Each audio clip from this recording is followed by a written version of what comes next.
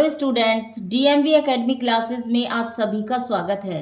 आज मैं आपके लिए हिंदी शिक्षण से संबंधित आप प्रश्नों को लेकर आई हूँ, जिसमें सबसे पहला प्रश्न है, सुनने और लिखने की कुशलता का आकलन करने का सबसे अच्छा तरीका है। सुनने और लिखने की कुशलता का आकलन करने का सबसे अच्छा तरीका है। तो इसमें क्या ऑप्शन होगा? ऑप्शन ए, कविता सुनकर प्रश्नों के उत्तर लिखना, या फिर ऑप्शन बी, सुनी गई कहानी को अपने शब्दों में लिखना, या फिर ऑप्शन सी, सुनी गई कहानी को शब्दशः लिखना, या फिर ऑप्शन डी, कविता सुनना और शब्दशः लिखना। तो इसका सही आंसर होगा ऑप्शन बी, सुनी गई कहानी को अपने शब्दों में लिखना। यह कुशलता का आकलन करने का सबसे अच्छा तरीका है। नेक्स्ट प्रश्न देखिए, सार्थक पढ़ते समय कभी कभी वाक्यों शब्दों की पुनरावृत्ति करता है। तो यह जो भाषाई व्यवहार है वह दर्शाता है, वह कैसा भाषाई व्यवहार है? तो ऑप्शन ए, वह अटक अटक कर ही पढ़ सकता है, या फिर ऑप्शन बी, वह समझ के साथ पढ़ने की कोशिश करता है, या फिर ऑप्शन सी, उसे लंबे शब्दों को पढ़ने में कठिनाई होती है, या फिर ऑप्शन डी, वह पढ़ने में अधिक समय लेता है। तो देखिए, जो सार्थक जो पढ़ता है वह पढ़ते समय वाक्यों शब्दों की पुनरावृत्ति करता है। तो ये जो भाषाई व्यवहार है, यह व्यवहार दर्शाता है कि वह समझ के साथ पढ़ने की कोशिश करता है। इसीलिए इसका सही आंसर होगा ऑप्शन बी, वह समझ के साथ पढ़ने की कोशिश करता है। नेक्स्ट प्रश्न देखिए, हिंदी भाषा में आकलन का उद्देश्य नहीं है। देखिए, इसमें पूछा गया है उद्देश्य नहीं है, बाकी के तीन उद्देश्य, लेकिन एक ऐसा भी है जो उद्देश्य नहीं है। तो इसी बात को ध्यान में रखकर आपको ऑप्शन पढ़ने हैं और सही आंसर निकालना है। तो सबसे पहला इसमें ऑप्शन ए, भाषा सीखने के संदर्भ में प्रत्येक बच्चे की विशेष आवश्यकता की पहचान करना, या फिर ऑप्शन बी, भाषा सीखने सिखाने की प्रक्रिया को उन्नत बनाना, या फिर ऑप्शन सी, बच्चों की भाषागत त्रुटियों की ही पहचान करना, या फिर ऑप्शन डी, बच्चों की भाषा प्रगति को अभिभावकों और अन्य शिक्षकों को बताना।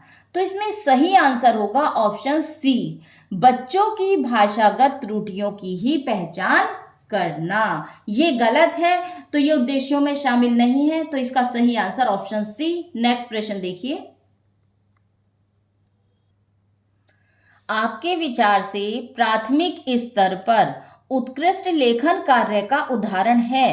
तो क्या उदाहरण रहेगा प्राथमिक स्तर पर यदि हम उत्कृष्ट लेखन की ओर से अगर देखें तो ऑप्शन ए, मेरे सपनों का भारत, इस विषय पर अनुच्छेद लिखना, या फिर ऑप्शन बी, पाठ्य पुस्तक से इतर कठिन शब्दों का श्रुत लेखन, या फिर ऑप्शन सी, किसी आंखों देखी घटना का लिखित वर्णन करना, या फिर ऑप्शन डी, छुट्टियां कैसी मनाई गईं, इस विषय पर अनुच्छेद लिखना। तो इसका सही आंसर होगा ऑप्शन सी, किसी आंखों देखी घटना का लिखित वर्णन करना और प्राथमिक स्तर पर उत्कृष्ट लेखन कार्य का श्रेष्ठ उदाहरण है। नेक्स्ट प्रश्न देखिए, भाषा सीखने के संदर्भ में कौन सा कथन सही है? यदि भाषा सीखने के संदर्भ में देखा जाए तो उसके अनुसार कौन सा कथन सही होगा? ऑप्शन ए, बच्चों में भाषा अर्जित करने की जन्मजात क्षमता नहीं होती, या फिर ऑप्शन बी, बच्चे विद्यालय आकर ही भाषा सीखते हैं, या फिर ऑप्शन सी, बच्चे विभिन्न संचार माध्यमों से ही भाषा सीखते हैं, या फिर ऑप्शन डी, बच्चों में भाषा अर्जित करने की जन्मजात क्षमता होती है। तो देखिए, यदि भाषा सीखने के संदर्भ की ओर से देखा जाए तो इसका सही आंसर होगा ऑप्शन डी, बच्चों में भाषा अर्जित करने की जन्मजात क्षमता होती है। नेक्स्ट प्रश्न देखिए, डिस्ग्राफिया से प्रभावित बच्चों को मुख्य रूप से कठिनाई होती है। किसमें कठिनाई होती है? ऑप्शन ए, बोलने में, ऑप्शन बी, पढ़ने में, ऑप्शन सी, लिखने में, या फिर ऑप्शन डी, सुनने में। तो ये डिस्ग्राफिया किससे रिलेटेड है? तो ये लिखने से संबंधित है, इसलिए सही आंसर होगा ऑप्शन सी, लिखने से। नेक्स्ट प्रश्न देखिए, प्राथमिक स्तर की हिंदी भाषा की पाठ्य पुस्तक में आप किसे सर्वाधिक महत्वपूर्ण मानते हैं? हिंदी भाषा की पाठ्य पुस्तक है, वो भी प्राथमिक स्तर पर। ये बात ध्यान में रखकर आप तभी अपना जवाब दीजिएगा।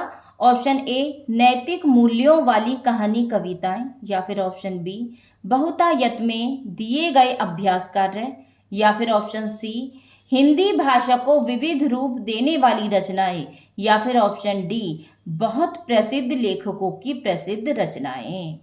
तो देखिए, जब हम हिंदी भाषा की पाठ्य पुस्तकों में महत्वपूर्ण रूप से किसको देखेंगे? जिसके द्वारा भाषा का ज्यादा से ज्यादा विकास हो, जिसके द्वारा अनेक प्रकार की भाषा से संबंधित बातों की जानकारी मिले।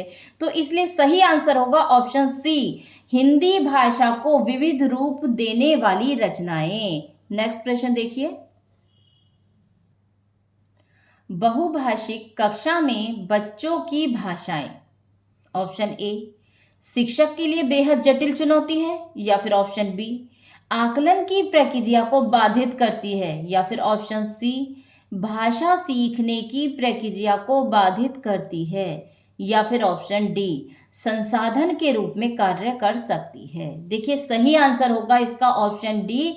बहुभाषिक कक्षा में जो बच्चों की भाषाएं हैं वो एक संसाधन के रूप में कार्य कर सकती है, क्योंकि वहां पर बच्चों को अपनी अपनी भाषाओं में बोलने का अवसर प्राप्त होता है। इसलिए सही आंसर होगा ऑप्शन डी। नेक्स्ट प्रश्न देखिए,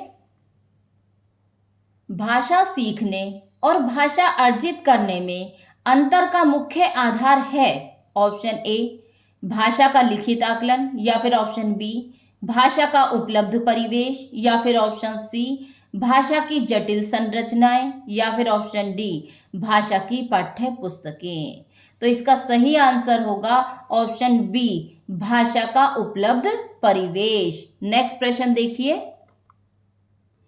प्राथमिक स्तर पर हिंदी भाषा सिखाने के लिए सबसे अधिक जरूरी है। ऑप्शन ए कक्षा में रंगीन पाठ्य पुस्तकें, या फिर ऑप्शन बी कक्षा में प्रिंट समृद्ध परिवेश, या फिर ऑप्शन सी कक्षा में लिखित आकलन, या फिर ऑप्शन डी भाषा शिक्षक का भाषा ज्ञान।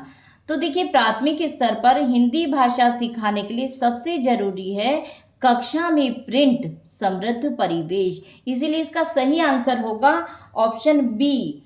लेकिन क्यों? क्योंकि देखिए, जब बच्चे औपचारिक शिक्षा के शुरुआती वर्षों में प्रवेश करते हैं तो उन्हें एक ऐसे कक्ष की आवश्यकता होती है जो उन्हें विविध उद्देश्यों के लिए पढ़ने, बातचीत करने, लिखने की वैविध्यपूर्ण जो अवसर होते हैं उन्हें उपलब्ध करा सके। इसलिए इसका सही आंसर है ऑप्शन बी कक्षा में प्रिंट समृद्ध परिवेश। नेक्स्ट प्रश्न देखिए, बच्चे बोलचाल की भाषा का अनुभव लेकर विद्यालय आते हैं, इसका निहितार्थ है कि ऑप्शन ए बच्चों की बोलचाल की भाषा को सुधारा जाए, या फिर ऑप्शन बी बच्चों के भाषाई अनुभवों का उचित प्रयोग किया जाए, या फिर ऑप्शन सी बच्चों के भाषाई अनुभवों को कक्षा के बाहर रखा जाए, या फिर ऑप्शन डी बच्चों को बोलचाल की भाषा न सिखाई जाए। तो इसका सही आंसर होगा ऑप्शन बी बच्चों के भाषाई अनुभवों का उचित प्रयोग किया जाए। आज के वीडियो में मैं आपके लिए इतने ही प्रश्नों को लेकर आई हूँ। अब नेक्स्ट वीडियो में मैं आपके लिए और प्रश्नों को लेकर आएंगी। तब तक के लिए धन्यवाद।